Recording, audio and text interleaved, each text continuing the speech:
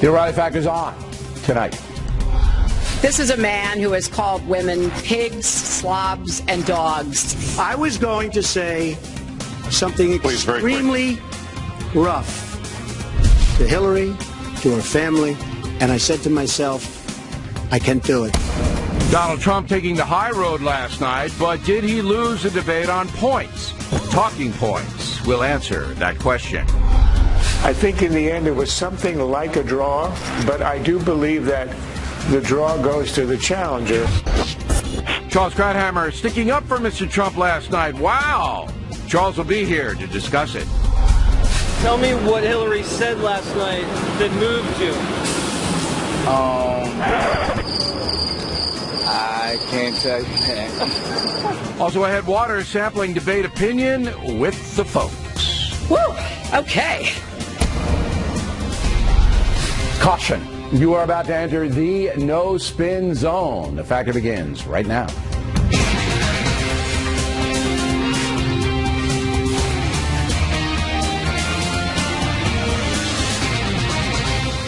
Hi, I'm Bill O'Reilly. Thanks for watching us tonight. No spin analysis of last night's presidential debate. That is the subject of this evening's Talking Points memo. Please keep in mind, many folks only hear what they want to hear. And that's why most of the post-debate comments last night were a colossal waste of time. Partisans will never see things for what they are. It will always be what satisfies their agenda. So, many opinions on the debate are subject to rooting interest. And to expunge that, you actually have to step back and think, putting aside the small machine attached to your hand. Talking Points has done that. And here is my assessment. Neither candidate broke out last night. The American people did not learn very much because both candidates stuck to what they have said in the past. There were few challenging questions put forth, only general queries, except for the birther and tax return stuff designed to hammer Mr. Trump. Let's begin with demeanor, very important to Donald Trump. At the start, he was credible, speaking about the need to stimulate the private sector so jobs are created. Under my plan, I'll be reducing taxes tremendously, from 35% to 15% for companies, small and big businesses. That's going to be a job creator like we haven't seen since Ronald Reagan. It's going to be a beautiful thing to watch. Strong point by Trump, as growth in America right now is awful, and this country needs an economic jolt. But as the debate wore on, Mr. Trump began to get a bit testy. No, you're telling the enemy everything you want to do. No, we're not. See, you're telling the enemy everything you want to do. No wonder you've been fighting. No wonder you've been fighting ISIS your entire adult life. Now, that emotional response led to a mistake. ISIS has only been around for a few years. So that wasn't a big mistake, but it was noted. For her part, Secretary Clinton stuck to the progressive script. I've heard from so many of you about the difficult choices you face and the stresses that you're under. So let's have paid family leave, earned sick days. Let's be sure we have affordable child care and debt-free college. How are we going to do it? We're going to do it by having the wealthy pay their fair share and close the corporate loopholes. That fair share line offends many Americans who are not wealthy. Yes, there are some fat cats who dodge taxes, but this cat, the guy who's talking to you right now, pays an enormous amount of money in taxes. And so do millions of other successful Americans. So that fair share myth is beyond annoying. Now, it's quite clear that Mrs. Clinton will govern by expanding the federal government, perhaps even more than President Obama has. As for demeanor, the secretary seems somewhat smug while not speaking. She seems very self-satisfied, a condition that carried over today in North Carolina. Did anybody see that debate last night?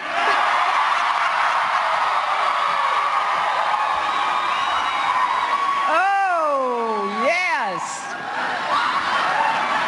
One down, two to go. To be fair, politicians must show confidence, but it is wise to avoid the gloating factor. One of the most, I should say, interesting parts of the debate was the racial aspect, framed around stop and frisk. We have to bring back law and order.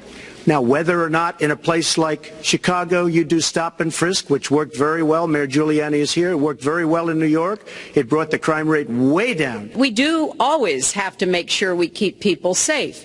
There are the right ways of doing it, and then there are ways that are ineffective.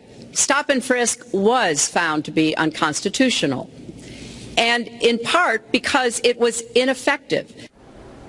That's not true. Aggressive police monitoring in high-crime neighborhoods does cut violent crime, especially where guns are used. But stop and frisk also does alienate some law-abiding folks who are subject to intrusion.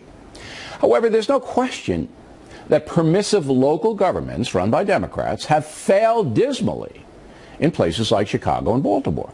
Mr. Trump missed a big opportunity to ask Mrs. Clinton to repudiate those administrations. Trump also missed chances to pin the secretary down on sanctuary cities, violent protests, disrespect for the anthem, and vouchers to improve poor public school performance by instilling competition. Why Trump did not bring it on those emotional issues is a mystery. So technically, Hillary Clinton won the debate on points because she was able to keep Trump on the defensive. She used 3 effective grenades: his tax returns, the birther issue, and support for the Iraq War. Moderator Lester Holt helped Mrs. Clinton on the birther deal. Trump made the mistake of over-explaining. He should have just shrugged off questions designed to trap him, refocusing on Secretary Clinton's many ethical problems. But Trump felt the need to defend himself, and that hurt him. For example, mentioning someone like Rosie O'Donnell in a presidential debate, never a good thing. If Donald Trump really wants to be president, he must put frivolities aside and concentrate on 3 in-stone realities. First, that the federal government is hurting the poor and working class by punishing the private sector with crazy regulations and high taxation. Second, that Hillary Clinton's acceptance of Barack Obama's ISIS policy allows those savages to continue their terrorism at will. And third, that the Democratic Party's embrace of grievance is pitting Americans against one another, demonizing the police, and creating an environment where the USA is portrayed as oppressive, not the land of opportunity it really is. If Trump would hammer home those 3 themes, he might distinguish himself in a way that would attract voters currently skeptical of him. For her part, Hillary Clinton needs to stop doing this. You know, he tried to switch from looks to stamina, but this is a man who has called women pigs, slobs, and dogs, and someone who has said pregnancy is an inconvenience to employers. Those kinds of attacks, personal attacks, diminish the secretary. Trump would have been within fair decorum to respond with facts about the treatment of women when the Clintons were under siege in the White House. The fact that Mr. Trump did not do that last night is to his credit. Finally, Bret Baier had a wise comment today. He said that if polls continue to build for Trump after that debate, the Clinton campaign will be in serious trouble.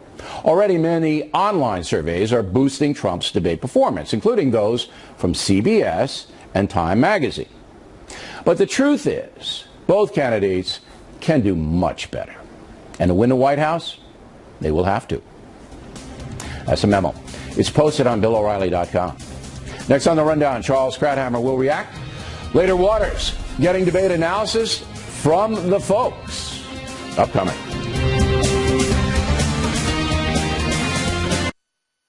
And when I confronted him with the reasons why he won't release his tax returns, and I got to that point where I said, well, maybe he's paid 0,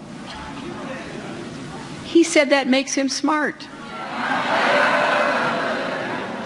Now, if not paying taxes makes him smart, what does that make all the rest of us? That was Hillary Clinton speaking today in North Carolina, and the tax return deal did come up last night in the debate big time. Joining us from Washington, Charles Krauthammer. Now, before we get to the specifics of the debate with you, were you surprised that the Time Magazine Snap Poll and the WCBS TV Snap Poll, which is a CBS flagship here in New York, had Trump winning fairly substantially? Of course not, because they're totally meaningless. These are online polls. These are not random samples. The only thing that means anything, and even the randomly sampled polls have their problems, but the idea that you win because your supporters come out and click on the computer more than others tells you nothing. All right, let me challenge though for a minute. I guarantee you that if you had a poll on who had the better hair, Trump would get the same 80%. Okay, but the reason I brought those two, we don't do online polling here at all, but Time Magazine is a very liberal concern, all right? And WCBS is in Manhattan, and Manhattan is way anti-Trump all over the place. So that just caught my attention, that two precincts where you would not you would not expect, then, you would expect from Breitbart and those people, but not those two. I don't think that makes any difference whatsoever. This is a measure of your enthusiasm and commitment to make a statement on behalf of Trump. And we know, just by looking at the size of the crowds, that Trump has the enthusiasm and the semi-empty halls for Hillary that she doesn't. You don't need a poll to tell you that. If you're asking who won the debate, then you've got to have a random sample. There's a reason and we'll why have the those Food and beginning Drug on Administration Wednesday. demands a random sample in testing a drug, because otherwise you end up with junk. And since health depends on getting the drugs right, we demand random samples. Not much depends on the results of the poll, but you've got to have a scientific standard, or you have nothing. Okay, you got it. That's good. You're right. Going forward, I think the thing that will hurt Donald Trump the most, and we'll get to Hillary Clinton in a moment, is the tax return deal. Yes. Because, it is now becoming apparent that he could release it if he wants. He doesn't want to. And there's a strong likelihood that his federal tax payments are low, so that people who do pay their quote-unquote fair share, whatever they're required to pay, they don't have massive deductions, might hold that against the very wealthy Trump. I thought that was a real hostage to fortune, and possibly a gaffe that will develop over time. Yeah. Look, on the debate itself, the night itself, I thought that at the end the needle did not move, meaning the needle of support for one candidate or the other. I think each established a position. He basically said she represents 30 years status quo. If you like the world the way it is, you vote for her. That's his position. Hers was, I prepared for the debate. I prepared for the presidency. I'm a pro. I'm there. He's an amateur. Each made that case. And because he's the challenger, and he stepped on the stage and he came out alive after 90 minutes, perhaps marginally he wins in a draw. But on the issue, so if the debate had just happened in a vacuum and ended, that would have been it. But it didn't. He left two time bombs. The one is the admission. It was an effective admission. He may deny it later. But he essentially sort of prided himself in having not paid taxes, and the guy is a billionaire. And I think that could be a real issue. He'd been dodging and weaving and not releasing his taxes in order not to show that he might not have paid his taxes. And the second one? He couldn't resist. And the second was the Alicia Machado. The Alicia Machado, the fact that he went after her gratuitously this morning, he didn't have to. He kept that issue alive. This was the beauty contestant. The beauty contestant. I don't think that's going to have legs, but I think the other one will. Now, I got to get to Hillary Clinton, and I'm up against the time clock. We're doing a live program here, as you know. Okay. The big deficit going forward for Hillary Clinton is there wasn't one thing that she said that was innovative, that was different from the Obama administration, or that was anything other than what we've heard a million times. It's the same I old. agree. Same and that's why I thought it was a draw in that sense. She didn't advance her case. Nothing. He didn't advance his case. But look, debates are not done on TKOs, points, who won the rounds. Debates are decided on perception. Overall impression. Right, perception. Yeah, and there was no knockout zinger. That's right. There was no I knew John Kennedy. Right. So in the absence of that, I think it's a question of demeanor. I thought her demeanor was good. She was much more composed than he was. But nonetheless, I don't think the difference was enough to overcome the fact that he's the challenger, and he was on the stage with her. Fox News poll comes out Friday. Other polls will begin on Wednesday. Charles, thank you as always. And those, Bill, are real polls. Directly ahead, Frank Luntz with the best and worst moments from both Clinton and Trump last night. The later waters with the folks on the debate. Upcoming.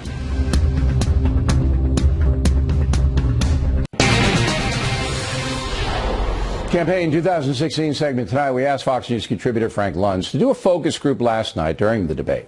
Luntz polled 27 undecided voters in Philadelphia. He joins us now from Los Angeles. So we've got 4 clips. The first one in Hillary Clinton's worst moment. Roll the tape. Well, I hope the fact checkers are turning up the volume and really working hard. Donald supported the invasion of Iraq. Wrong. That is absolutely wrong. Proved over and over again. Wrong. He actually advocated for the actions we took in Libya and urged that Gaddafi be taken out. So why was that the worst moment? More often than not, her criticisms were well received because Donald Trump handled them so badly. But in that case, when she said, hey, let's get the fact checkers involved, they thought that was an ad hominem attack, that she was challenging him without his being able to respond. You could hear him saying wrong several times in the background. And voters just thought that that was an unnecessary political approach, and they thought that she deserved better. All right. Is it possible that no one cares about whether Donald Trump thought the Iraq war, the run-up, I don't care. I mean, I don't know why anybody would care at this juncture in history. Why? So what? You're correct, and that's because we want to know what they're going to do in the future. I mean, not what they've done in the past, and not what they thought in the past. I could then report this. I know Trump. Trump didn't like that war. He didn't like it. And so I can tell you that's firsthand experience. All right, here is Trump's worst moment. Go. Well, you just opened the next segment. Well, look, could I just finish? Actually, I think I should. I'm going to give you a go to her chance website, right here. With the and you take a look at her website. We're talking about racial healing in this segment. What do you say to Americans? Well, it was very, I say nothing. I say nothing because I was able to get him to produce it. He should have produced it a long time before. You had supported the war in Iraq before the invasion. What makes your judgment? I did not support the war in Iraq. 2002. That is a mainstream media nonsense put out by her. All right, now why did Trump supporters not like that answer? Because he's defending himself. It's that he's talking over Lester Holt. Oh, the fact is, Bill, they didn't want him to talk over Lester Holt. You don't. This is the cardinal rule of debates. There are 2 rules. Number 1, do not trip when you arrive. And number 2, do not talk over the moderator. Wow. And Trump did it 3 times, and every time he did it, you could hear exasperation among the participants because they just found Trump rude. Someone needs to explain to him in debate prep, don't do this. Okay, I think he'll probably hear about this tonight. Now, here is Hillary Clinton's best moment. Roll.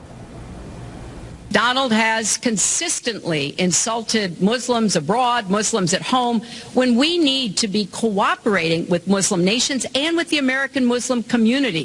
They're on the front lines. They can provide information to us that we might not get anywhere else. They need to have close working cooperation with law enforcement in these communities, not be alienated and pushed away, as some of Donald's rhetoric, unfortunately, has led to.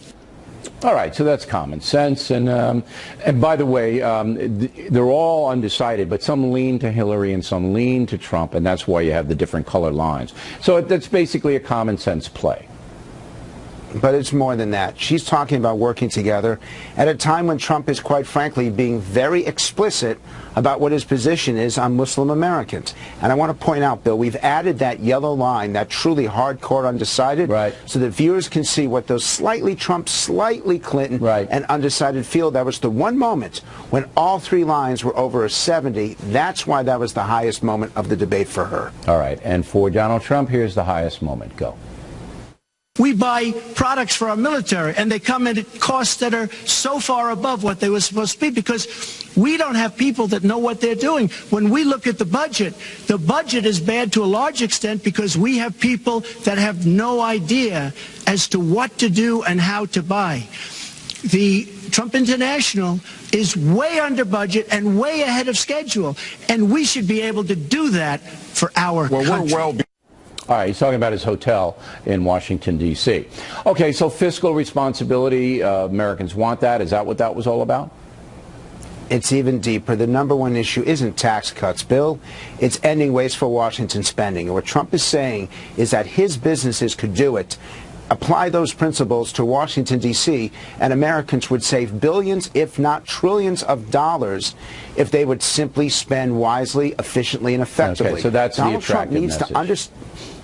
If Trump focuses on ending wasteful spending, on creating a forensic audit of the federal government, I promise you, Bill, he would win this debate. Wow. I don't understand why he doesn't do it. That's what the American people want, and she can never promise it. She can't do it. Finally, of the 27 people who watched the debate, did you canvass them about, did they change their minds? What was their overall impression? Yes, we had 60 people who thought that Hillary won, 6 people who thought that Trump won, and 5 said that it was a tie. Overall, they were disappointed. A few people moved towards Hillary. A few people changed their votes. But they're going to watch the second and third debates. We're still going to get these 70, 75 million people paying attention. Bill, it's a very small segment that's going to determine the winner of the next election, and they still are open to being convinced. All right. Frank, we appreciate it, and we're going to have Frank back. Both the debates upcoming, he'll do the same thing now that we understand it. Plenty more ahead as the fact moves along this evening. Bernie Goldberg will analyze the job moderator Lester Holt did last night. He's getting some heat, Mr. Holt is. And later, Waters sampling opinion from the folks. Don't you think it's important to watch the debate if you're going to vote? I think it's very important to watch the debate. Are you going to vote in November? Yes. I'm going to vote for Donald. But you didn't see the debate? Nah. We hope you stay tuned for those reports.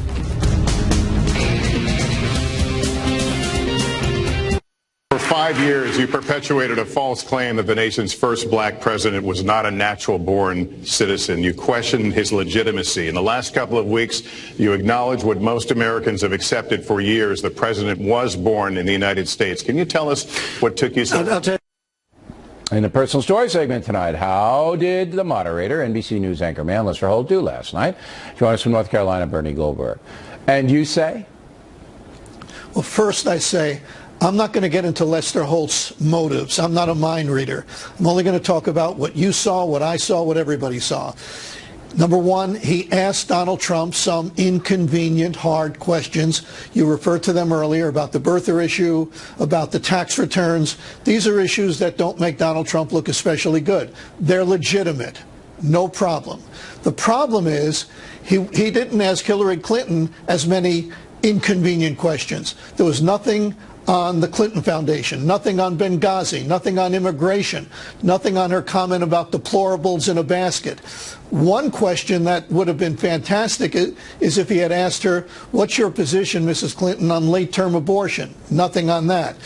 He interrupted Donald Trump more than he interrupted Hillary Clinton.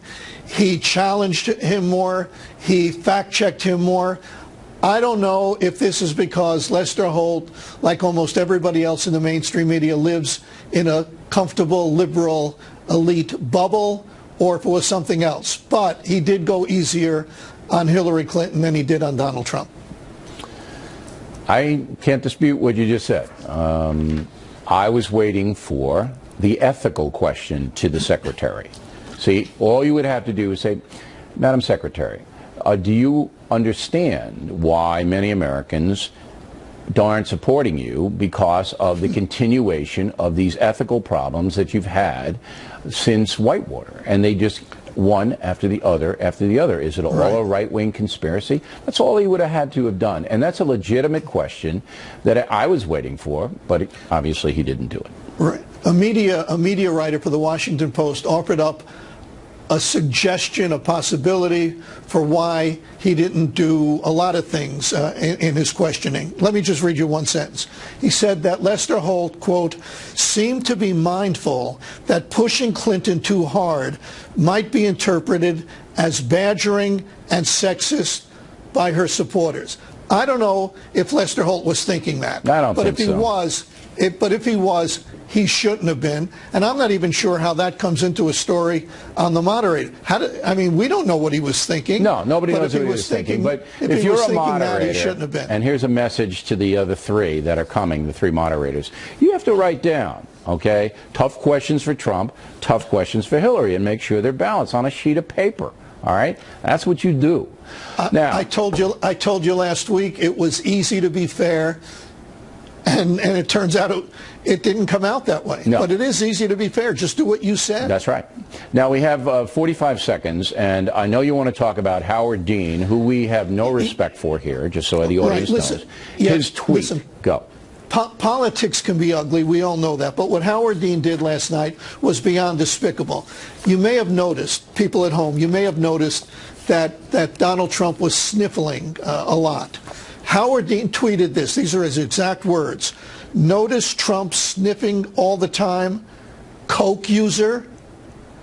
If my message to every TV executive in America is that Howard Dean should be banned for at least a year, and if I were in charge, he'd be banned for life. Everybody's always asking Donald Trump to account for his supporters who crossed the line. I don't know if Hillary Clinton was asked about this, but if she wasn't, she needs to be asked to account for this particular deplorable in a basket. But you know him. He's got a history of being really out there. It still is worse than anything I've ever heard. Can't argue with that either. Bernie Goldberg, everybody, when we come right back. Lisa Booth, Juan Williams, Jesse Waters. Moments away. The O'Reilly Factor, the #1 cable news show for 16 years and counting. In fact, Donald was one of the people who rooted for the housing crisis. He said back in 2006, gee, I hope it does collapse because then I can go in and buy some and make some money. Well, it did collapse. Typical politician, all talk, no action, sounds good, doesn't work, never going to happen. Our country is suffering because people like Secretary Clinton have made such bad decisions in terms of our jobs and in terms of what's going on. Continue now with our debate analysis. With us here in New York City, Juan Williams and Lisa Booth. So, Lisa, we're going to be with you today. Talking points memo, fair? I do think it's fair. I believe that the debate was ultimately a draw because I don't think either candidate did anything to significantly reshape or change the trajectory of their campaigns and the trajectory they're currently on. Wait, so you don't think then, Wednesday, when the new polling comes out, after the debate polling, you don't think that Hillary Clinton's going to rise in the polls a little bit? I don't think it's going to be significant if it is. I mean, ultimately, all that matters is what the 15 to 18% of undecided voters right now believe. But no, I don't. I don't. For a month, Trump has rocketed in the national and state polling, so much so that he's tied in Colorado, almost tied in Pennsylvania. Wisconsin's in play. States that never go Republican. But you know what would potentially keep those states in play? Because what he did last night was hit her hard on trade. He reached out to disaffected voters. I got that. But your prediction as an out-of-touch elitist. Your prediction is that the polling for Hillary Clinton may go up, but not significantly. I don't think it's going to be. I don't think either candidate did enough to significantly change the trajectory. Right. What do you think on the polling? I think the polling will bump up for Hillary Clinton. And a lot, or? Not a lot, but significant because there's not that much at play. Then let me ask you this then. The online polling, and Krathammer, doesn't believe it and has any worthiness, but in Time and WCBS have Trump winning fairly significantly. Yeah, but those are online polls that people just click away. Let me just say what I think, which is that the millennials, the Bernie Sanders people, a lot of the Gary Johnson libertarian-type voters. Those are people that, you know, weren't quite there for Hillary. She's speaking to them last night. But what did she say to them? Well, especially women. When she got into the business about Miss Universe and, oh, she's overweight, and Trump comes back this morning on Fox and Friends and doubles down on that, that doesn't help. You think that? And secondly, wait. Okay. With all the problems this country has, ISIS, the economy, the division among Americans, they care about a Miss America. You are a serious person, but I just tell you. I don't care about that. Well, I just tell you, women are a huge part of those independents, white, suburban, Republican women here. Yeah, we love and a millennial. Go ahead. But she did nothing to reach out to millennials last night, because the reason millennials don't like her is because Hillary Clinton is inauthentic. And what did she do last night? She spoke like a politician, and Donald Trump was right to hold her accountable on that. You've got 55% of the country right now that wants to see big changes in terms of the economy and in terms of politics as well. And Donald Trump was the only change agent on the debate stage last night. He did do a lot of damage to himself as well. There's no doubt that Trump is the change guy and Hillary Clinton is the status quo person. But I didn't see anything inauthentic about Secretary Clinton's performance last night. I didn't see anything. She was the way she always is. Right, but that's why millennials don't like her. Okay, wait. She was fairly authoritative in her delivery. She was smug. All right, you'd admit that, right? We saw the shimmy that she did. Well, I like the shimmy. But, you know, I like any kind of personality that this woman's not a robot. Robots don't shimmy, all right? But in the future they will. But I saw the Hillary Clinton that I've seen for decades. I didn't see any difference there. I didn't see it inauthentic. I mean, that's who she is. Millennials haven't embraced her, and they're not going to embrace her after last night, because exactly what I said when we started the segment is she didn't do anything to significantly change the trajectory of the race. Let me argue with you on that point. 30 seconds. She did something. She talked about student debt, their #1 issue. She talked about Trump, and she actually called a man is guilty of racist behavior on the birther thing, and she had him on his heels throughout on that birther issue. Which isn't a top issue that the majority of Americans care about. No, you're talking about millennials. Yeah, they are very into social justice. And the final point I would make to you is, when you saw her attack on Trump as a businessman, because that's supposed to be why he's running for president, he can make us rich like he's made himself rich, she said, you know what, this guy's a plutocrat. He got big loans from his dad, and he says he's smarter than us. And she's an out-of-touch elitist politician who has no idea what real Americans are facing in this country. Ooh, the shimmy. We need a shimmy. It was the shimmy. All right, thank you very much. Water is on deck. Thank God, water. It's the first time I'm ever thanking God for water. He's with the folks. They have plenty to say. Up next.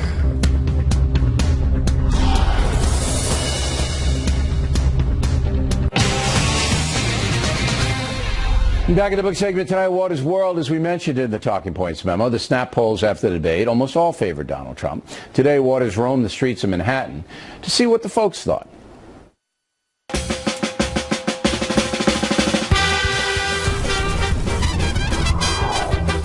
Preparing for the interview?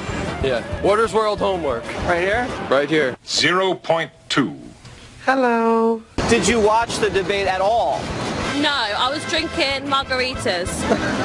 What did you do last night instead of watch the debate? Oh, last night I got really tired. Me and my friends were hanging out and we had a fight and I went to sleep. Brilliant. For shizzle dizzle. It was on at 9. I fell asleep. Too much of the no. Just some of the other stuff? That's right. Is that a joint, man? Do you know where the debate was? Miami. Long Island. Hawaii. Who won last night? Not Hillary Clinton. Trump. Killed it. Oh, Donald Trump. Who won last night? Hillary. She beat the out of Donald Trump. It's like a boxing match, right? Hillary hit him with a 1-2. Bing, bing. I'm yelling at the TV. Donald, do something. Do something. Do something. You didn't do it. It was a boxing match. You said that already! Tell me why you think Hillary won. She seemed a little more confident. Whenever she would speak, Donald would kind of steal some of her ideas and repeat them. It would have been nice to see him kind of go off of his own opinions. He chumps everyone up. He just shuts everyone's mouth up. He's like, yeah, whatever. Are you going to vote in November? I'm going to vote for Donald. Really? I didn't see that one coming, no. How do you think Lester Holt moderated? I think he was good about time management. I think he interjected a lot on Trump. I think he was softer on Hillary. He didn't bring up Benghazi. He didn't bring up the Clinton Foundation. He didn't bring up any of her lies. Last night in the debate, Hillary didn't stop and frisk. She just went on. She ain't stop and frisk. She did what she had to do. I don't know what that means. Have you ever been stopped and frisked? All the time. I got off the train and got right there, and I had a knife on me, but it was a brand new knife from the store. You don't have a knife on you now, right? No, I don't have a knife on me now. Just checking. That's a knife. You don't care if people pat you down? They're going to do what they're going to do. Do you think we should stop and frisk Trump? Yes, everything. Expecting everything. That's why the ISIS is here. Trump and Hillary battled over ISIS. It was nice to see her actually say ISIS. What's the most important issue facing you in America? I don't have any problems. You don't look so good. Donald Trump said Hillary's been in public life for 30 years. All of a sudden she's looking for solutions? I agreed with that statement 100%. Trump says he's not going to release his tax returns unless Hillary releases her 30,000 deleted emails. That's a good idea. We're trying to figure out what's in her emails, and she's deleting it. Do you delete your emails? Yeah, immediately. Oh, hell no. Whose world is it? Trump's world. Do you know who I am? Jesse Waters. I don't even have to do this. And this is your world. You beat me to it. All right, here's Waters. What percentage of people you speak to do you consider in some form of inebriation? Including me? Let's put you aside for a moment. We'll drug test you right after the show. But I would say in Port Authority, maybe 10 to 15%. All right, so 10 to 15%. Yes. But that doesn't stop you, does it? No. That encourages me. You're right. You might even encourage the guy with the clown nose. Was there a reason for him wearing that? I'm going to go with drugs. I mean, was he involved in any circus activity that you could see? He hit me with a squirt gun after the interview. Right. And this is a Yale graduate. You know, right? Yes. And this guy, he ought to have his own show. Yes. That guy. Yeah, we're going to put him at 4 o'clock. In fact, you don't know this, but even after you left, he continued. Right? Yeah, the cameras weren't even there. New York City, I mean, the best SOT sound on tape in the world. Waters, everybody, there he is. Factor tip of the day. James Taylor and the Factor. The tip, moments away.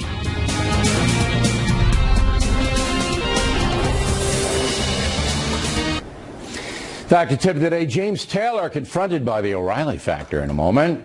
But first, over the weekend, I signed 2,000 copies of Killing the Rising Sun. My hand hates me. The reason I do that is because thousands of folks want signed copies of the book, and if you order it on BillO'Reilly.com, all the money I get from those orders, from selling those signed copies, goes to charity. So let's do the math. You get a good gift, charities get some needed help, and I have cramps in my hands. Everybody happy with that? By the way, if you become a BillO'Reilly.com premium member, you get a free copy of the Killing the Rising Sun, plus a free copy of the Constitution or any of my other books, your choice. Nice deal. The Constitution comes with the book. You get them both. Now the mail. Bob Cortal, Oxford, Florida. O'Reilly, I'm surprised and disappointed by Mr. Trump's lack of preparation and discipline last night's debate. Does he not know that many of us are counting on him? Mr. Trump was prepared, I thought. I didn't see any deficit in his point of view. Discipline, yeah, okay. But he's, still a neophyte in these things. And I think discipline's a problem for both candidates. Al Bates, Plymouth, California. The moderator failed miserably last night. Why did they have questions and spend so much time on Obama's birth certificate? Because the media loves that story, Al. Does the birther situation affect your life? No. Lester Holt thought the situation important. Frank Leonard, Lexington, North Carolina. What wins? The Hillary eyeball roll or the Trump grimace? It's a draw, Frank. Paul Sabatino, Florence, Alabama. If Mr. Trump does not come out of the next two debates with big wins, he will lose the election. Not so sure, Paul. As we reported in the Talking Points memo, the polling, that's going to really tell a tale toward the end of this week, all right? And we'll see what the scientific polling says later on. That'll be it. But there could be comebacks. Remember, the president lost the first debate to Mitt Romney last time around. Greg Lamaki, River Forest, Illinois, 10 minutes into the debate, I tuned out, went back to reading Killing the Rising Sun. I think I made the right decision. Barbara Slimp at Cleburne, Texas. Just finished Killing the Rising Sun. Better than any history lesson I ever had. You know your business, Bill, and make it easy to read history. I really appreciate you reading the book. Thank you. And finally, tonight's factor tip of the day. This from the Boston Globe. Headline, James Taylor, no fan of Fox News, asked to change the channel. According to the report, Taylor and his wife were in the American Airlines lounge at Logan Airport, where all the TVs were tuned to Fox. Kim Taylor then approached the bartender and asked if the channel could be changed, whereupon the bartender told her, quote, "This is the O'Reilly corner, honey." Yeah. Well, the Taylors were not happy, but there is always this. On the Factor, you got a friend. One footnote, I've seen James Taylor be very nice to his fans. Eyewitness report, I saw it. All right, Factor tip of the day. And we thank that bartender. If I knew who you were, I'd send you a signed copy of Killing Rising Sun. That is it for us tonight. Please check out the Fox News Factor website, different from BillO'Reilly.com. Also, I would like you to spout all about Factor from anywhere in the world. O'Reilly at FoxNews.com, O'Reilly at FoxNews.com. Name and town if you wish to opine. Word of the day, no gasconading when writing to the Factor. Now, tomorrow we have an investigation for you, which is important. The head of the FBI, Comey, going to be testifying in front of a House committee about why he granted immunity to some of Hillary Clinton's top aides. And why would you do that, okay, if there's no crime, okay? So we're going to have the inside story on it. It's an important story on The Factor tomorrow night. Please don't miss it. Again, thanks for watching us tonight. I am Bill O'Reilly. Please always remember that the spin stops right here. So we're definitely looking out for you.